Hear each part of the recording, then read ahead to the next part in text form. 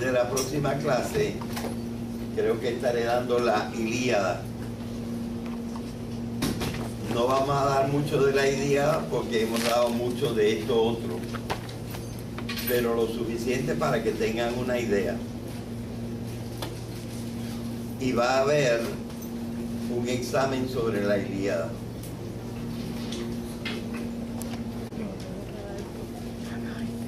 La clase de hoy la vamos a dedicar a dar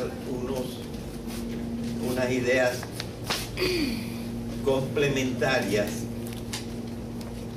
sobre el pensamiento análogo.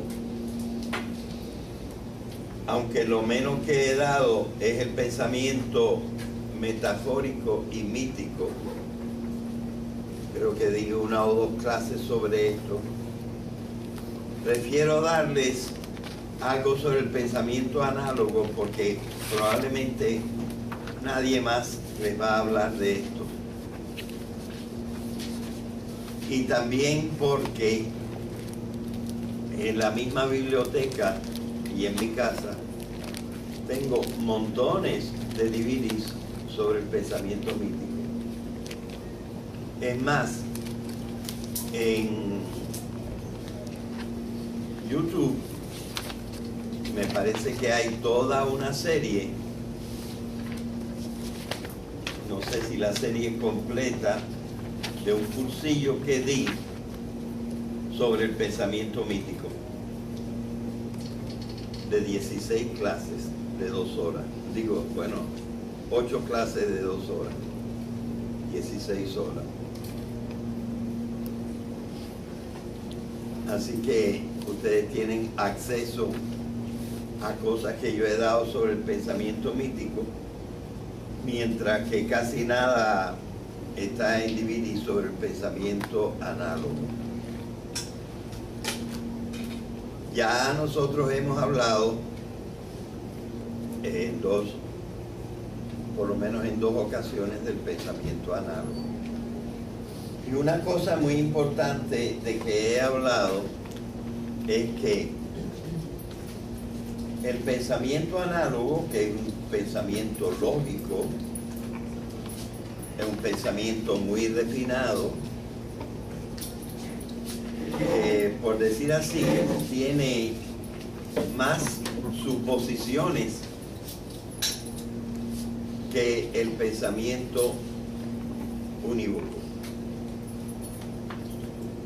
Y esto es lo que hace que haya una tradición entre los científicos de no hacerle mucho caso al pensamiento análogo. Porque el pensamiento análogo tiene algunos presupuestos expresos. Es decir, el pensamiento análogo sabe que está suponiendo unas cosas que no puede probar directamente. Nosotros hemos hablado de las suposiciones, de los supuestos. Para un momentito.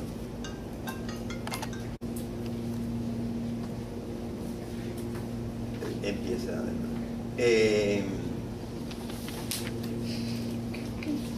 Quiero explicarles bien los supuestos. La palabra misma, suponer, la palabra supuesto, la palabra presupuesto, no en el sentido económico, sino en el sentido de algo que yo supongo antes de conocer las cosas. Está compuesto de pre, de sub y de poner. Yo encuentro que en mi pensamiento hay algo por debajo, sub. eso está puesto debajo del pensamiento que voy a tener ahora. Y el presupuesto precede al pensamiento de que yo voy a hablar. Presupuesto. Desde antemano ya yo lo supuse, aunque no he hecho ninguna experiencia. Y nosotros todo el tiempo estamos haciendo presupuestos, suposiciones de cosas. Por ejemplo, si a las 10 de la mañana me llama alguien de San Juan y me dice, estoy saliendo para Ponce, como ya yo tengo una idea de cuánto tiempo se tarda el viaje de Ponce acá, cuando son las 11:30, supongo que ya llegó, porque a menos de que haya pasado algo, que también es posible, que pase algo que le impida llegar en 1:30, a menos que le ha pasado algo, pero el 99% de la gente que sale a la 1:30 ya está acá, a menos que se haya parado por el camino o haya tenido un accidente, cosa que no es tan frecuente. Entonces yo hago una suposición. ¿Qué es lo que está fallando en la suposición? La experiencia directa del hecho. Es decir, yo no sé exactamente, porque no me ha llamado por celular, no sé exactamente si esta vez llegó en 1:30. Eso no lo sé. Me falta la experiencia directa de que ha llegado. Pero no me falta la idea de que gran número de personas en 1:30 llegan, de hecho, todos los días de San Juan acá en 1:30, más que seguro. Poca gente se tarda más de 1:30, a menos que haya tenido un accidente. Así que me falta una experiencia directa de esta vez. Pero la suposición la puedo hacer porque tengo otras experiencias. O porque si no tengo yo las experiencias directas, alguien en quien tengo mucha confianza o lo he leído por escrito, que eso es lo que se tarda.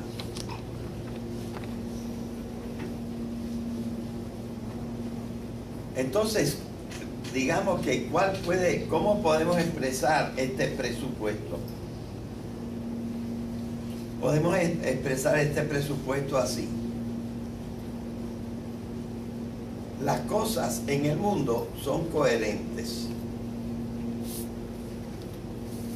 Es decir, si suceden en unas veces así, las otras veces van a suceder así también.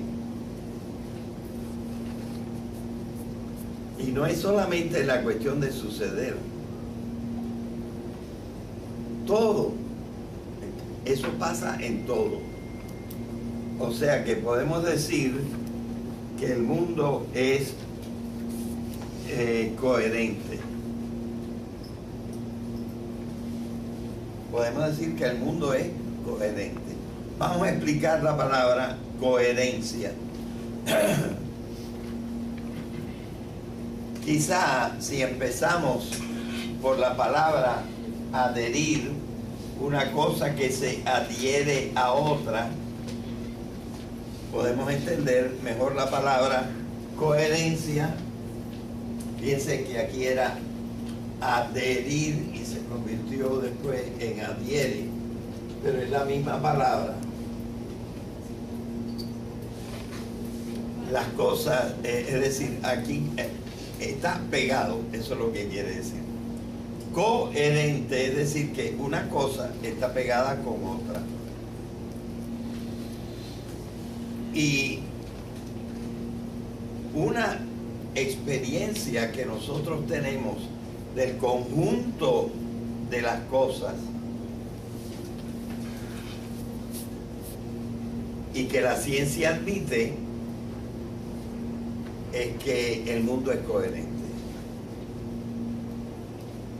Así que en el pensamiento análogo yo no me baso tanto en que ocurrió y yo sé y experimenté que ocurrió, pero yo me baso en que el mundo es coherente y que si unas veces suceden y yo sé que hay los mismos eventos, las cosas van a pasar igual.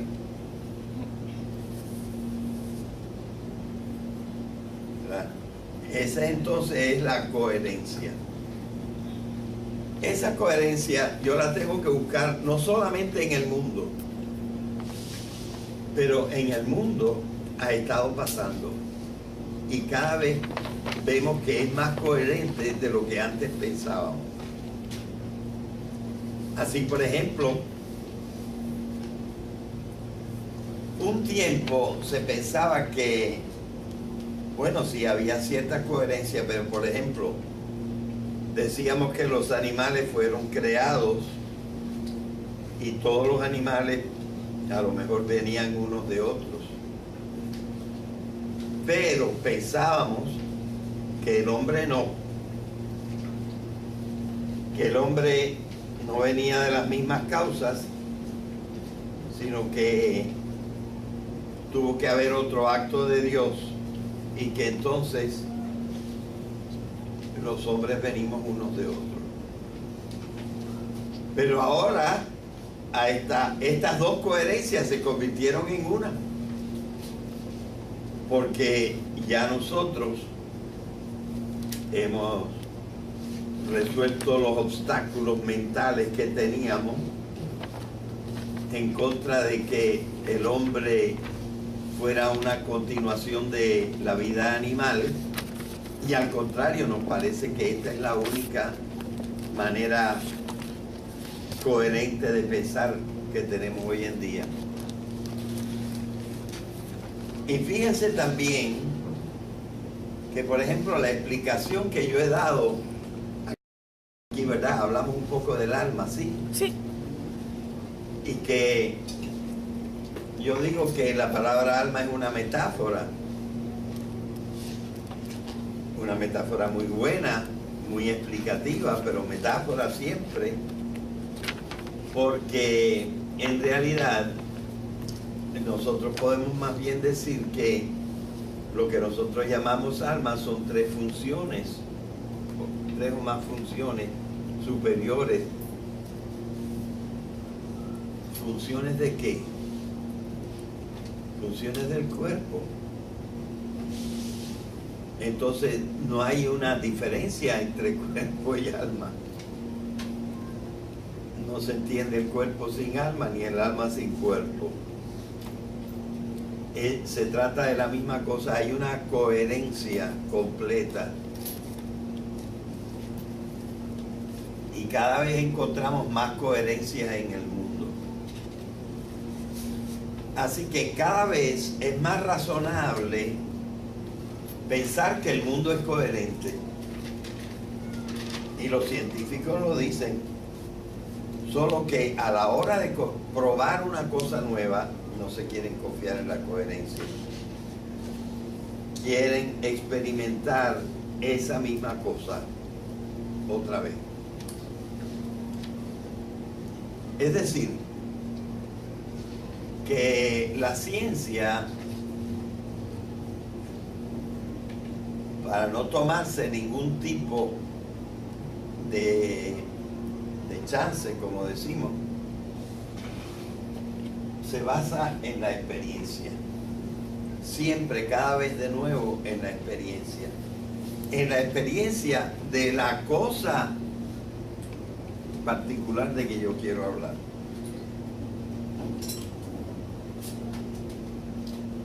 No en la coherencia del mundo. Así que, sobre todo, un filósofo del siglo XVI, yo creo, que se llamaba David Hume, fue el que más habló de la experiencia. Y como la ciencia trata de hechos y cosas constatables, pues para él la experiencia en la ciencia tiene que ser universal.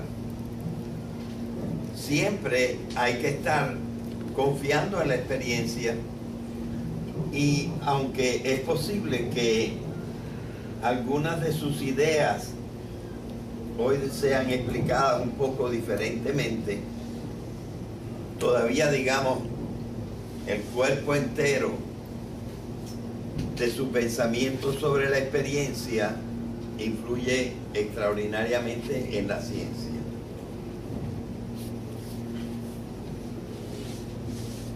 Lo que pasa es, bueno, hay otro tipo de coherencia que tenemos que tener en mente.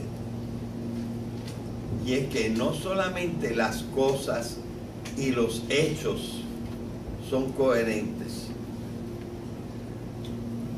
sino que lo que tiene que ser coherente también es el pensamiento. Yo tengo que seguir unas reglas del pensamiento para que este pensamiento sea seguro. Y ordinariamente esas reglas están en el libro de lógica. Así que se necesitan dos coherencias. La coherencia de las cosas y los hechos y la coherencia del pensamiento. Bueno,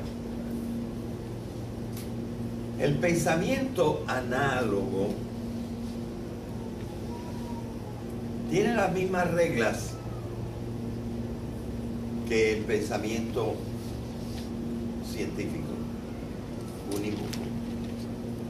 Es decir, sigue la misma lógica, pero confía más en la coherencia del mundo. ¿Se acuerdan que yo estuve hablando del rompecabezas, verdad?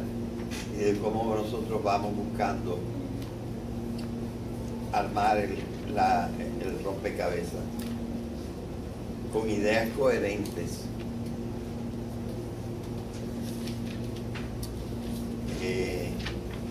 Y el pensamiento análogo siempre hace mucho caso de esa coherencia del pensamiento. La utiliza muy rigurosamente. Pero ¿por qué no usa siempre la experiencia?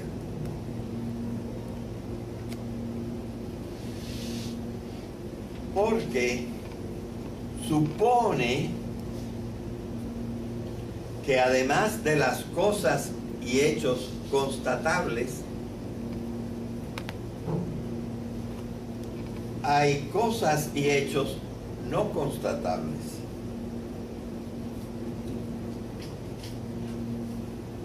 Es decir, supone que es por lo menos posible que el conocimiento pueda llegar a lugares, a ideas, a conceptos, a pensamientos de cosas que no se pueden constatar.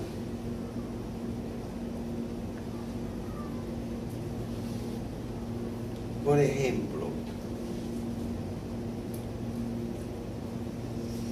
incluso ahora la ciencia está usando algunos de estos conceptos.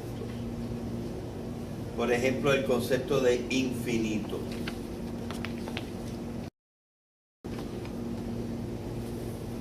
¿Cómo tú vas a constatar que el infinito existe?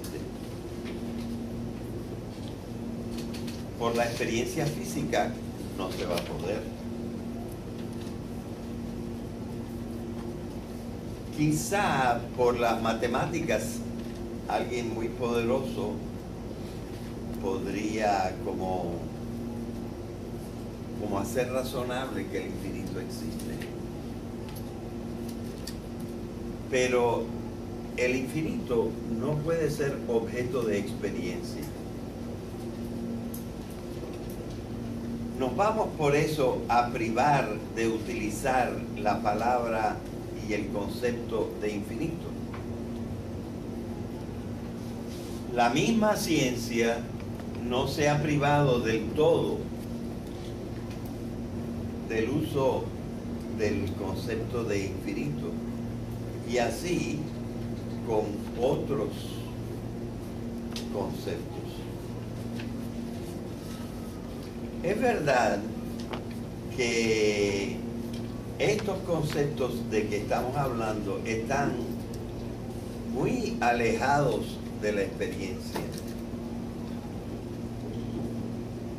Pero eso no quiere decir que no hayan sido hechos con el mismo pensamiento lógico con que están realizados los otros razonamientos que son científicos. De manera que se puede decir que nosotros no tenemos la misma certidumbre en el caso del pensamiento análogo que la certidumbre que tenemos en el caso del pensamiento unívoco. Porque el pensamiento análogo tiene un presupuesto. Y ese presupuesto es la experiencia directa de las cosas. Por cierto, andando el tiempo, en los primeros 20 años del siglo pasado, se empezó a estudiar una cosa de la que antes no se sabía nada. Y era de que había algo antes que los átomos.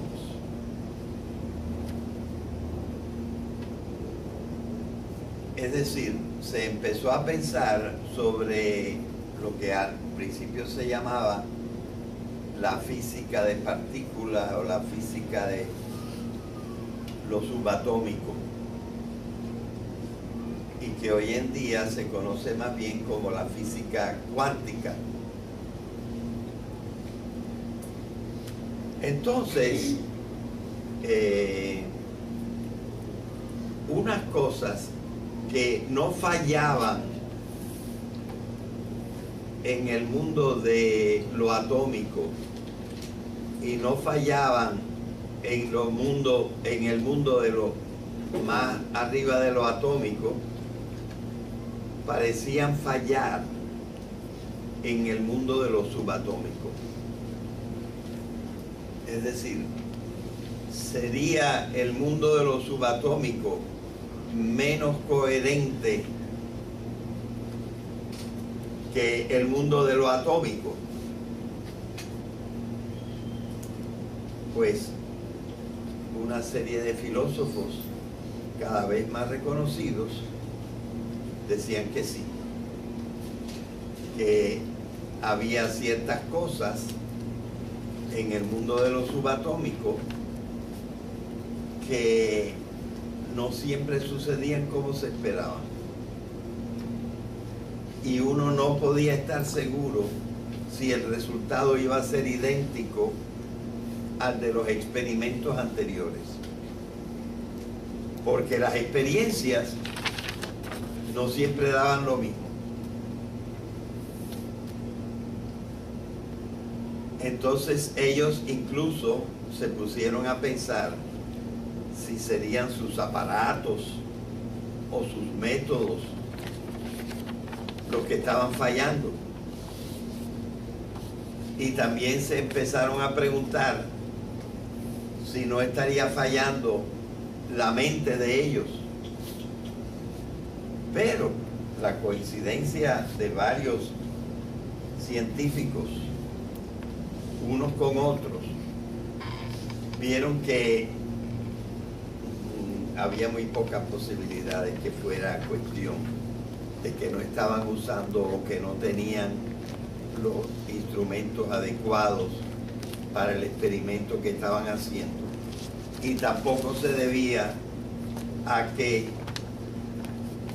ellos estuvieran fallando en su mente en los cálculos. Entonces, uno de ellos, que tuvo que ver mucho y es uno de los principales, se llamó Werner von Heisenberg, formuló lo que llamó el principio de incertidumbre. El principio de incertidumbre es que no podemos estar seguros, ciertos, incertidumbre. No podemos estar siempre en la certeza de que las cosas van a ocurrir puestos los mismos fundamentos de la misma manera. Me parece que esto tenía que ver sobre todo con una cosa que se llama el spinning de los electrones, pero no estoy completamente seguro. El principio de incertidumbre. Entonces la ciencia empezó a decir, ya ven, nosotros teníamos razón en no confiar en el presupuesto de la coherencia del mundo. Porque por lo menos al nivel de lo subatómico, esta experiencia falla. Bueno, es un hecho que la mayor parte de los científicos admiten el principio de incertidumbre. Enferma esto totalmente la idea en que se basa el pensamiento análogo. Yo diría que no es seguro que lo enferma. ¿Por qué? Primero, esto sucede a nivel subatómico. Ahora, para encontrar el nivel subatómico hay que destruir los átomos. Es decir, es experimentalmente que tú puedes crear condiciones en que las cosas son inciertas. En el mundo de lo atómico para arriba, las cosas suceden por leyes inexorables. Aunque existe caos también en el mundo. Bien. Esto se aplica a una serie de ideas que existían desde la antigüedad, que voy a presentar de dos maneras. Primero, hablando del ser, y segundo, hablando de algo que hay en el ser que se llama las causas.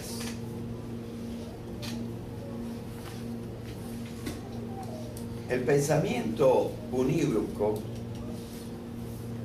el pensamiento Y sobre todo el pensamiento análogo atribuye mucha importancia a esto. Básicamente todo lo que hay son seres. Es verdad que ahora no creo que nunca se haya negado completamente, a pesar que alguna gente cree que sí se ha negado, que los seres cambian. Para nosotros el cambio es una experiencia diaria. Sin embargo, nosotros hemos estudiado un poco a Parménides, que decía que el ser no cambia, ¿se acuerdan? Pero entonces, ¿qué entendía él por ser? Y yo les dije que yo creo que lo que él entendía por ser es el universo entero.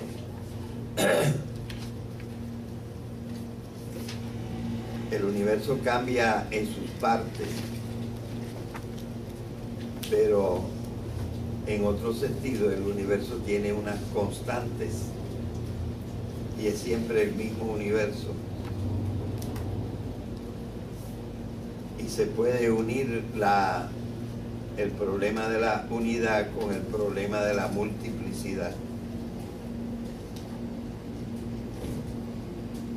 Todo es ser o subsiste en el ser. Los hechos y los accidentes subsisten en el ser. Pero no todos los seres son completamente iguales. Los seres son análogos. Se parecen los unos a los otros. Por ejemplo, hay una partida de seres que son sólidos en ciertas condiciones. Hay una partida de seres que son vivos.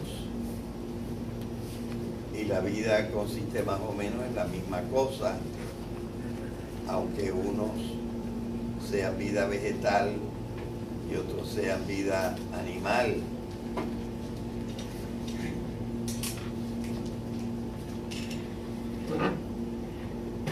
Así que los seres son análogos.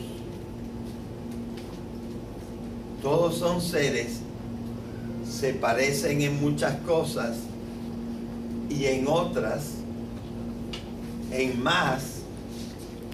las más importantes, no siempre se parecen. Y nosotros sabemos que de las cosas que nosotros conocemos, el ser que parece que tener más propiedades es el ser humano, porque conoce, siente y actúa en una forma que no lo puede hacer ningún otro ser que nosotros conozcamos. Y después de los seres humanos, hay otros seres que son también animales, pero estos animales, aunque tienen ciertas nociones de cosas y pueden actuar también y sentir, no pueden llegar a la conciencia que nosotros tenemos ni a la idea completa de lo moral. Así que se parecen a nosotros, pero no son iguales que nosotros. En lo más importante, ahí es donde no se parecen. Y las plantas tampoco son iguales completamente que los animales.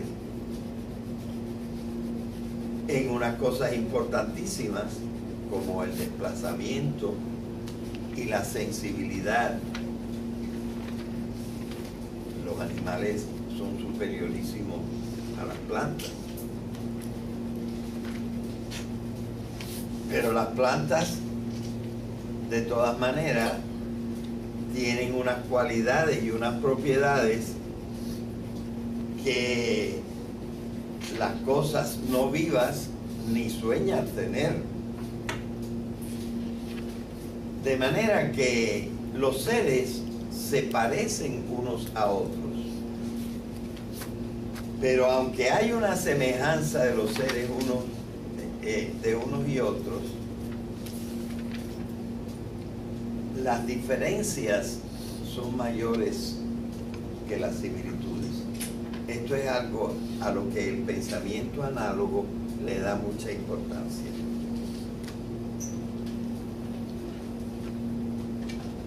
Muchísima importancia. Las diferencias son más grandes que las similitudes.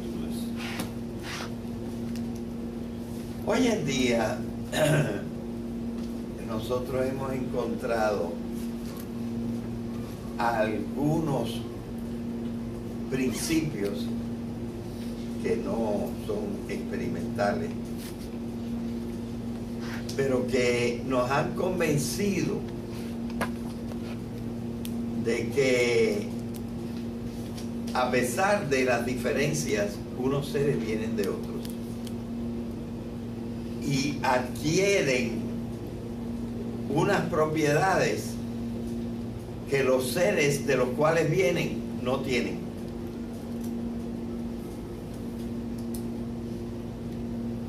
Y yo he explicado en detalle este pensamiento. Este pensamiento es un pensamiento análogo, pero un pensamiento análogo admitido por la filosofía de la ciencia. ¿Y cómo se llama este pensamiento? ¿Alguno recuerda? Este pensamiento se llama el pensamiento de la emergencia.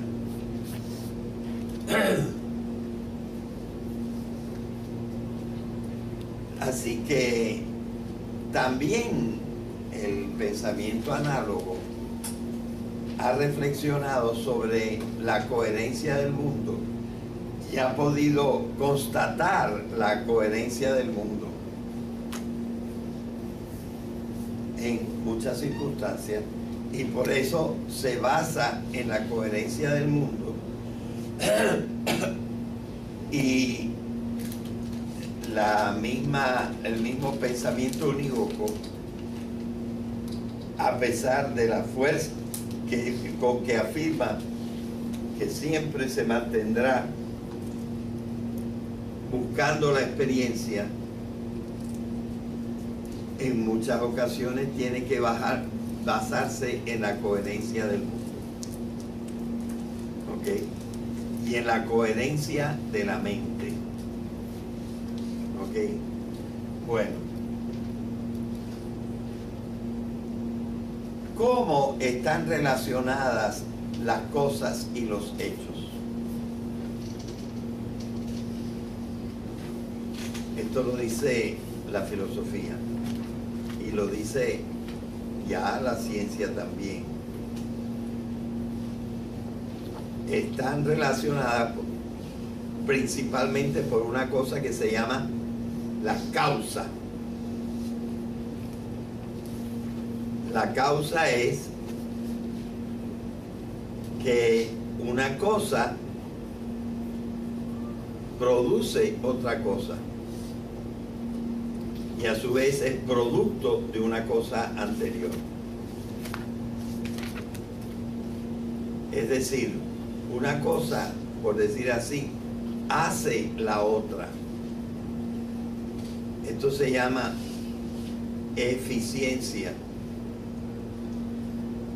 Eficiencia quiere decir hecha de. Es hacia afuera. Eficiencia es hacer. Y entonces la causa tiene su efecto. Es decir, algo que se ha hecho de ello.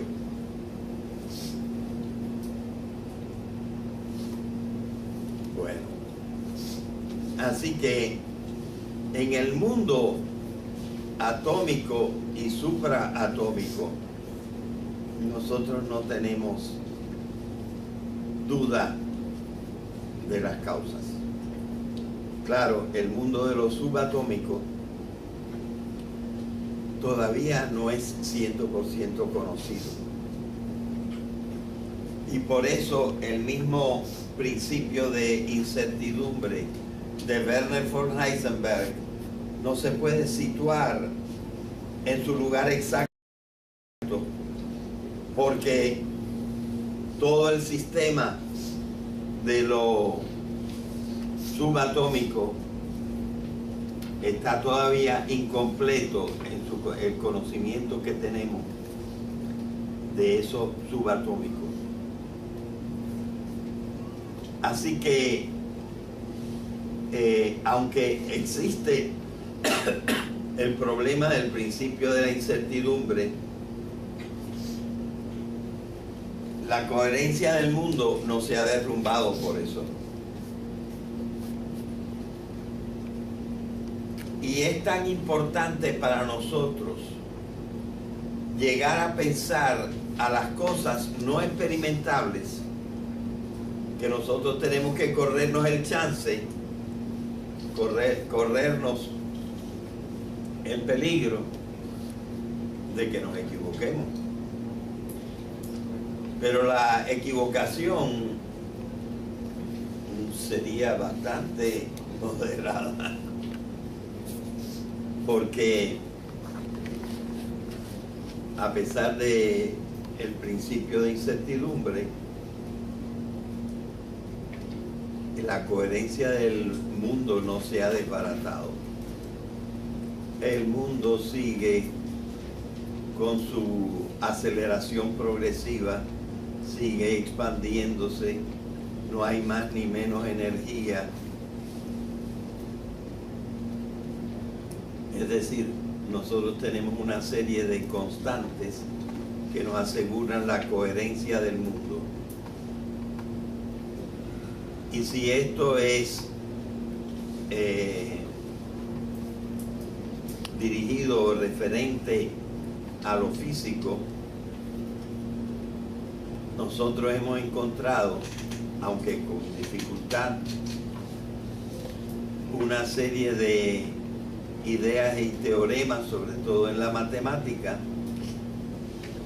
que nos han asegurado que primero que el pensamiento parece adecuado a la realidad, y segundo que el pensamiento en sí, una parte con la otra, también son coherentes, y que podemos tener razonamientos y que podemos pasar de un conocimiento a otro conocimiento.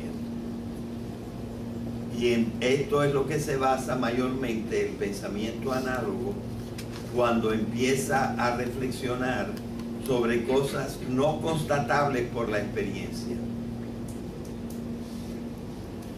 Uno de los razonamientos más básicos de esto es el conocimiento por las causas. Nosotros sabemos que en muchas cosas podemos decir que A produce B, B produce C, C produce D, D produce E, y así sucesivamente en muchas cosas. Y entonces se forma una secuencia. Estas secuencias también se combinan y entonces se forman secuencias más grandes. Por ejemplo, los átomos empiezan a tener diferentes secuencias en moléculas. Las primeras moléculas tienen secuencias en polímeros. Los polímeros tienen secuencias en organismos. Y así sucesivamente. O sea, las secuencias se complexifican, se hacen cada vez más complejas. Pero todos son secuencias. Bien. Volvamos a la cosa A. Se puede decir que la cosa A es la causa primera. Pues sí y no. En un sentido sí, en otro sentido no. Es la causa primera en una secuencia. Pero verdaderamente no es la causa de la secuencia.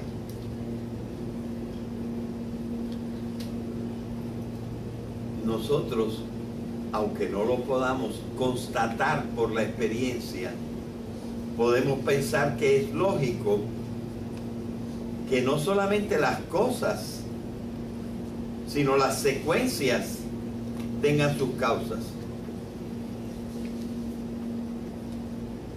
Entonces, a esa causa separada de la secuencia, a esa la llamamos la causa primera. Y luego se le ha dado el nombre de Dios.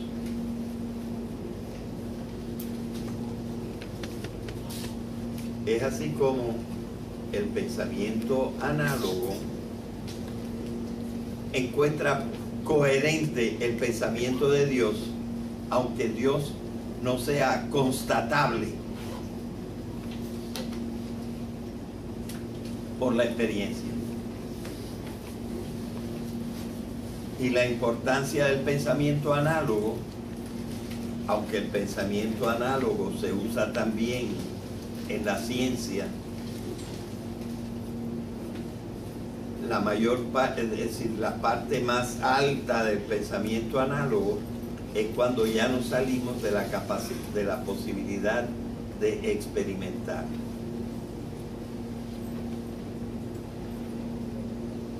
Pero ¿quién quiere renunciar completamente a la posibilidad de que haya más mundo que el constatable?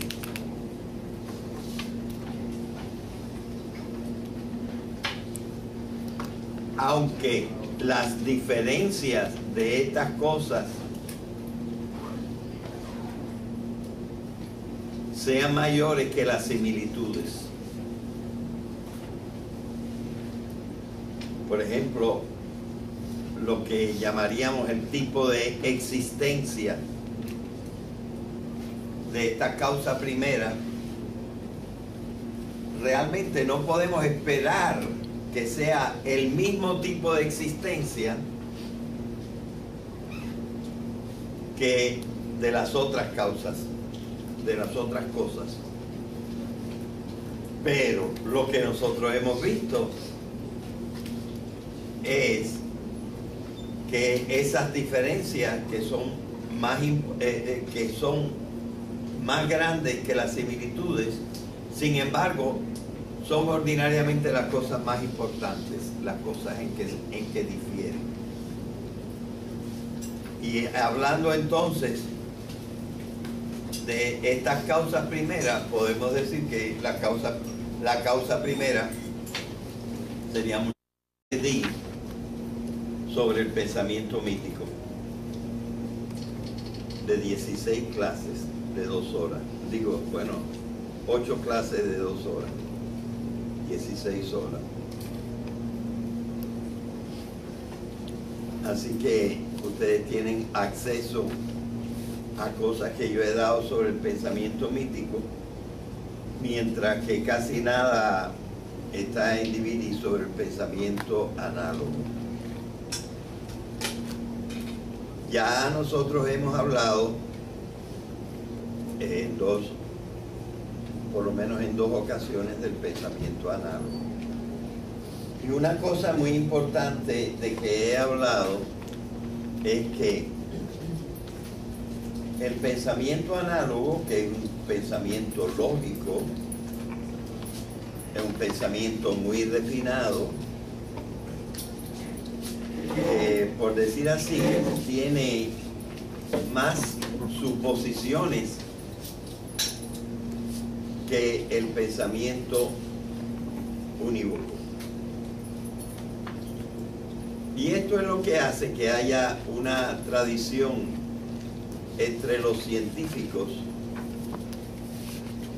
de no hacerle mucho caso al pensamiento análogo. Porque el pensamiento análogo tiene algunos presupuestos expresos. Es decir, el pensamiento análogo sabe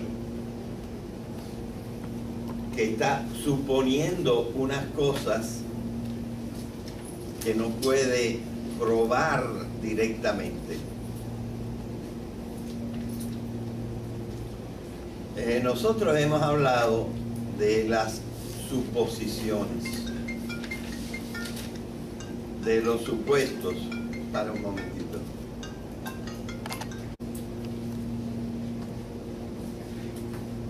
Empieza de nuevo.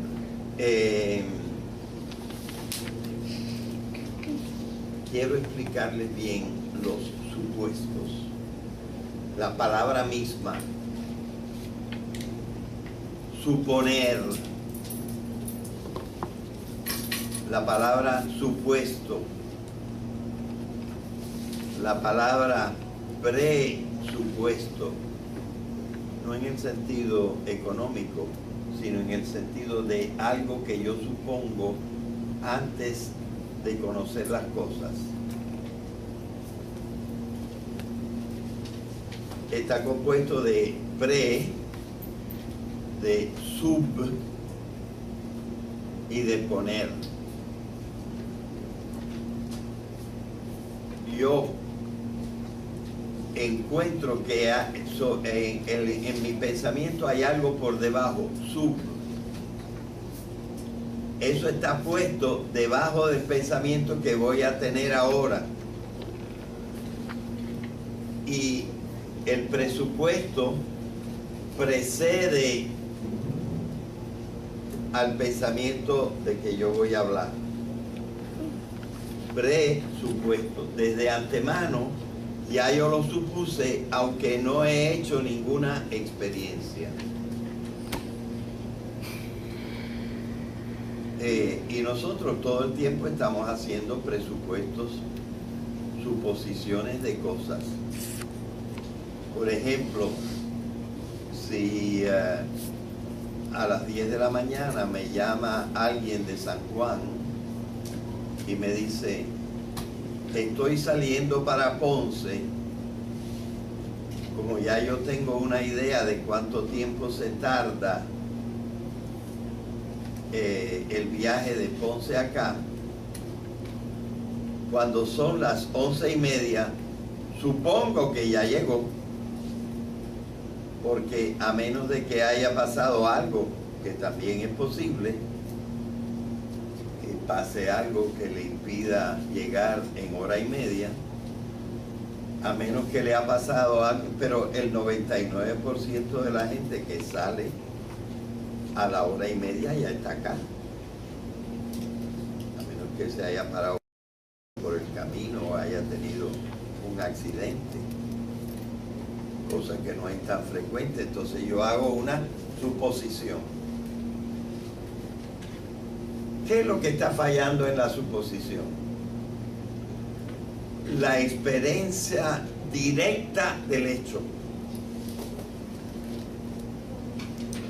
Es decir, yo no sé exactamente, porque no me ha llamado por celular, no sé exactamente si esta vez llegó en 1:30. Eso no lo sé. Me falta la experiencia directa de que ha llegado. Pero no me falta la idea de que gran número de personas en 1:30 llegan, de hecho, todos los días de San Juan acá en 1:30, más que seguro. Poca gente se tarda más de 1:30, a menos que haya tenido un accidente. Así que me falta una experiencia directa de esta vez. Pero la suposición la puedo hacer porque tengo otras experiencias. O porque si no tengo yo las experiencias directas, alguien en quien tengo mucha confianza o lo he leído por escrito, que eso es lo que se tarda.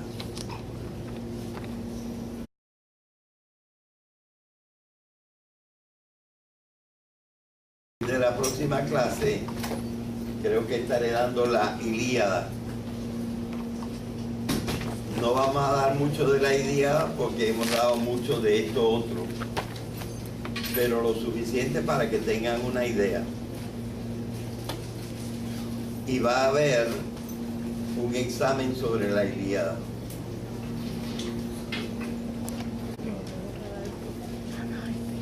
La clase de hoy la vamos a dedicar a dar unas ideas complementarias sobre el pensamiento análogo. Aunque lo menos que he dado es el pensamiento metafórico y mítico. Creo que di una o dos clases sobre esto. Prefiero darles algo sobre el pensamiento análogo porque probablemente nadie más les va a hablar de esto. Y también porque en la misma biblioteca y en mi casa tengo montones de DVDs sobre el pensamiento mítico. Es más, en YouTube me parece que hay toda una serie, no sé si la serie completa, de un cursillo que